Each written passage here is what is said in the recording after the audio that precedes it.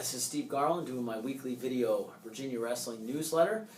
We had a lot going on this past weekend. We went and competed at the Hockey Open down the road in Blacksburg, and beginning of the year open tournament. Tons of kids there registered. I think, I don't know, 26, 27 guys wrestling, something like that, between unattached, attached. I mean, it was hard to keep track. I mean, it was unbelievable how hard it was to follow and be in everybody's corner. It was overall a good day. I mean, we had a lot of good things happen, a lot more good than bad. We got a couple guys dinged up, and so we pulled them to be cautious because injuries at this stage in the game, especially at opens, it's just not worth it. So, and there was a lot of teams doing that. If you look at the results, there's a lot of teams that were playing it safe, and I think you have to at this time of year. But start with the positives. Well, I'll just run through the weights. 25, Nick Herman took third. Will Mason took fifth. They both had okay tournaments. Will Mason lost in the quarters, and then the way the tournament format worked, he couldn't wrestle all the way back for third, so he ended up winning out the rest of his matches and taking fifth. And I think he did good overall. Emilio Martinez, a little sidebar, at 125, lost to Joey Dance 11-7 and gave him a heck of a match. Joey Dance is currently ranked fourth in the country. Then Will beat Emilio in the wrestleback, but I'll tell you what, it was a heck of a performance by Emilio, and gutty performance. And Will, like I said, there was some shimmers of brilliance, but then there was also a lot of things that he learned from there that he can take from and work from. Nick Herman lost in the semis, which the way the tournament format works, he goes back for third and fourth. Kid forfeited to him for third and fourth, so he took third. 33, one of the big bright spots today, Georgie DiCamillo just looked amazing. He was winning gritty. He was so consistent, and tenacious is the word that Coach Lean used to describe him this morning, is that he's just persistent. In the finals, he's wrestling a kid from Chattanooga who's ranked 12th in the country, shoots in on a single leg in the first 10 seconds of the match, fights, gets stretched out, fights, gets stretched out. 30 seconds into the scramble, he's still wrestling, pops the kid up, ends up putting the kid to his back with a tight waist and a half, pulls him over, and the kid popped a rib and hurt something in his upper body and had the default out. It was pretty scary. The kid tapped, and so he's up 5-0 at the time that he had the injury default. So. And Soto's a stud, so it had to be something severe because he's definitely a really tough kid, tough competitor. So that was a big win for George. And Georgie in the semis was down twice. He got taken down twice and came all the way back and ended up almost majoring the guy. So just the way in which he competed was really cool to see. And he's back, and praise God, he's healthy, and he's just as great as he could be. So look for big things from Georgia this year, and you've heard that from me before. Joe Spisak was another one who had a very consistent performance each round. 4-0, won the championship, beat a nationally ranked guy in the finals. He beat Solomon Chichko in the quarters, in the semis, who was the number 1 prospect in America at his weight coming out last year, who's at Virginia Tech now.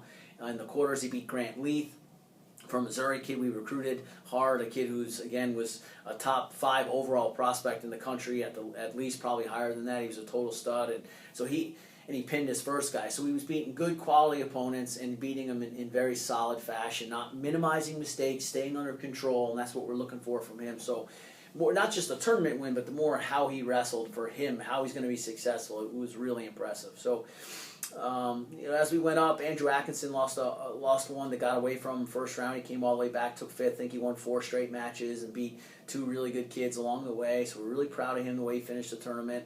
65 and 74, we didn't wrestle those guys. Solzer and Blaze didn't compete. We're trying to rest up and heal up with those 2 guys. Be strategic with that. 84, we had some pretty cool performances.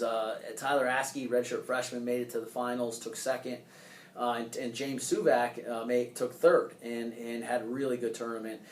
Billy Coggins got injured in the second round or first round, and we had to pull him because of the injury, but he didn't lose. He won his first match, but in the match got hurt.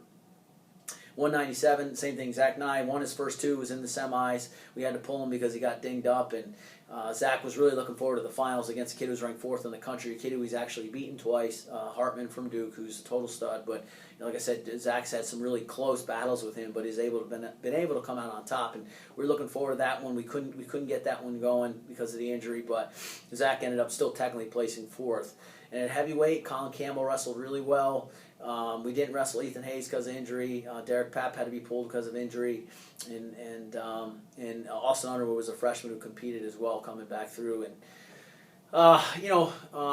So it was, up and down day. I think the positives of tournaments like that is you get so much data and things you need to work on, and you have breakthrough performances, and you have guys that do well, that get you excited, like Spisak and Georgie and some of these other guys. But it was also really cool to see Garrett Peppelman in the semis, and as a total true freshman, is getting his feet wet for the first time. Zach Depot competing his heart out, and Dom Scalise coming back, losing first round to the eventual champ 2-0 in a really close match, coming all the way back and winning 4 straight, pinning 2 guys and taking 5th and looking great doing it.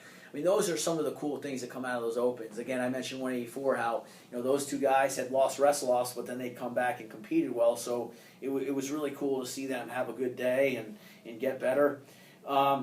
This weekend we got a really, really tough match. We've got North Dakota State coming in. We just, we've been scouting them. That's our job, is to look through their lineups and try to get film and all those things. And they're just tough. They're just really, really tough team. So they're a nationally ranked team. It's going to be a good test for our program, a really hard test. We know their staff really well, so they're definitely going to be prepared, and our guys need to be ready to go. And then we have Gardner Webb after that. And Gardner Webb, we saw at the tournament, they have some really good individuals, and I was really impressed with a lot of their wrestlers. So we got a really tough weekend ahead. Please be praying and pulling for us. I just was told right before I started this video that we were now ranked 10th in the country. Let me be clear, and that's cool. It's nice to put on the website, but it means absolutely nothing. I'm going to tell my guys that when I see them today. I'm going to say, guys, it means absolutely nothing. Last year we had all these wins and did all this stuff, and at the NCAA tournament, I think we were so reliant upon those past results and rankings and all the good things that had happened that we forgot that you actually still have to compete. So I'm going to try to make sure that doesn't happen again. I can't promise anything, but my job is to make sure that the message is communicated clearly that we have a long way to go in this program. Every single bout is a fight. Every single match is a scrap. We need to approach it as such this weekend.